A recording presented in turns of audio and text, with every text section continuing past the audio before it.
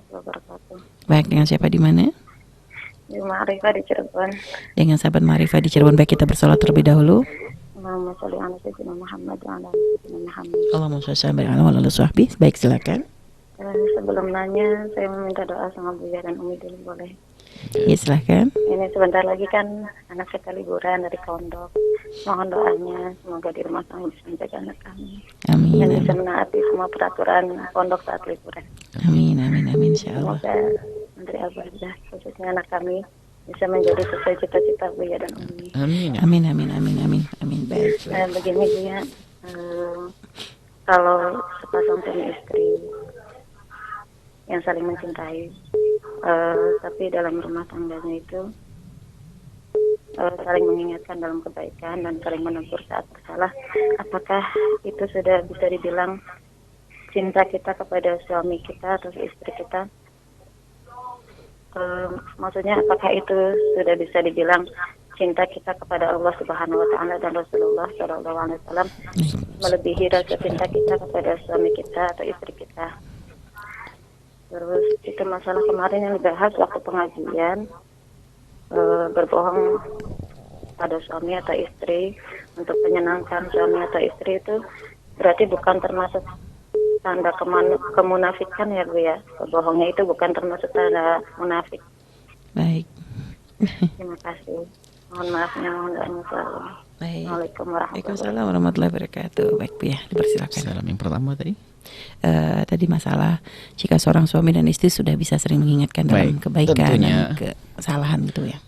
Karena semua yang dimaksud mencintai Allah melebihi segala-galanya adalah justru dengan pengabdian kita kepada hamba Allah yang karena Allah.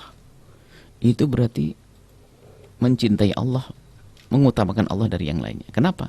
Urusan dengan manusia tapi kita ingat Allah. Allah itu yang dimaksud. Justru Bukan dengan meninggalkan manusia. Bukan. Justru di situ. Semakin banyak pengabdian kita kepada manusia karena Allah, itu kita mendahulukan Allah. Karena apa? Dalam segala urusan Allah harus ada. Harus saya nomor satukan.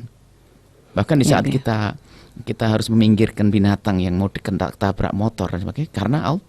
Ternyata kita sambung kepada Allah. Suami, istri, mencintai karena Allah. Nah itulah mendahulukan Allah dari yang lainnya. Mendahulukan Nabi Muhammad dari yang lainnya, semacam itu. Jadi asalkan semua dihubungkan kepada Allah, tetap mengutamakan Allah. Baik. Seperti kita ingin aku menghindari yang haram karena Allah. Aku melakukan kebaikan karena Allah. Aku berbuat baik kepada tetanggaku karena Allah. Berarti siapa yang nomor satu kan? Allah. Seperti itu. Dan Allah senang dengan hamba yang seperti itu. Dan tadi masalah berbohong suami istri itu berbatasan. Tentunya berbohong itu tidak ada yang masuk dalam wilayah bahaya. Ya, ya. Nah, tapi berbohong untuk menyenangkan tentu dalam irama-irama yang seandainya bahkan sebetulnya itu kan pada akhirnya bukan bohong ya. Karena istri juga tahu kalau dia bukan wanita tercantik sedunia, dia tahu dia. Cuman karena rasanya seorang suami, bisa jadi betul itu suami merasakan dia seperti wanita tercantik karena halal yang aku miliki dan sebagainya. Bagiku adalah kau segala-galanya. Ya kan? Kau adalah yang ter. Padahal istrinya tahu aku enggak ter kok. Cuman karena dalam bahasa rayu, nah ini berbohong, tapi berbohong untuk menyenangkan. Nah ini adalah sah. Berbohong untuk menyenangkan, ternyata bukan bohong yang merugikan. Membohongi istri, bukan begitu yang boleh, enggak. Membohongi istri juga tidak boleh. Dia irama merayu, menyanjung dan sebagainya, itu adalah misalnya ya itu saja. Misalnya masakan istri tidak enak, Masya Allah, enak. Alhamdulillah. Baru kritikannya nanti, besok kurangi garamnya ya, atau cabenya kurangi, terlalu pedas misalnya. Itu nanti. Jadi seolah-olah kita mensyukuri satu sisi. Nah, ini berbohong sebetulnya. Kalau bohong masalah gajian, Bu ya? Gaji. Misalnya seorang suami, kenapa harus berbohong? Ya kadang mungkin istrinya boros, suka kredit. Itu tidak usah dikasih tahu. Karena mungkin biasanya suami ngerasa nanti kalau ini dia nggak punya pegangan pribadi. Sebenarnya bukan karena nggak percaya kepada istri, Bu ya. Yang pertama, istri tidak perlu lebih jauh untuk mengetahui itu semuanya. Dan itu termasuk aib kekurangan. Gitu, Bu ya. Kalau seorang istri sebetulnya itu akan ada bermasalah di hati si istri. Kalau seorang istri pengen tahu berapa gaji suaminya. Ini karena apa? Suami itu adalah punya tanggung jawab besar. Mungkin iparnya, mungkin ibunya, mungkin ayahnya dan sebagainya. Iya, iya. Akhirnya ngenes sendiri.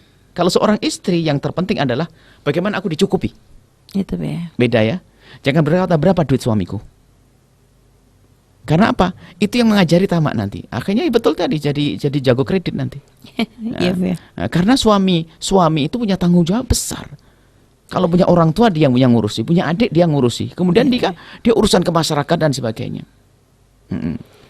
Ini banyak kesalahan banget Bu ya, karena banyak para istri menganggap tahu tentang masalah berapa besar pendapatan suami itu hal Tidak ada yang masalahnya buat dia, nggak ada masalahnya. ya Bu ya. Karena akhirnya itulah yang menjadikan suami harus berbohong itu gara-gara yang semacam Betul. itu. Akhirnya apa? Saya harus memberikan jatah kepada ibuku. Ya, Misalnya Bu, ya. begitu. Ibuku nggak ada lagi yang lainnya. Kalau untuk menghindari ribut Bu ya, udah tahu watak istrinya begitu, jadi kadang berbohong diperkenankan. Berbohong ya, untuk Bu ya? kebaikan itu artinya Ya, masih ada termasuk batasan. bohong boleh gitu, Bu, Bohong ya. karena apa? Kalau dia terus terang nanti kita tidak bisa menolong ibu kita. Iya Bu ya. Karena mungkin dia belum mengerti, karena mungkin dia juga punya ibu. Tapi derajatnya adalah mungkin ibunya sangat membutuhkan sebenarnya. Cuman namanya istri kadang-kadang apa? Pernah kan ngadu kepada kita, dia sangat memperhatikan ibunya, tidak memperhatikan ibu saya. Loh, mungkin Iya. kasusnya beda.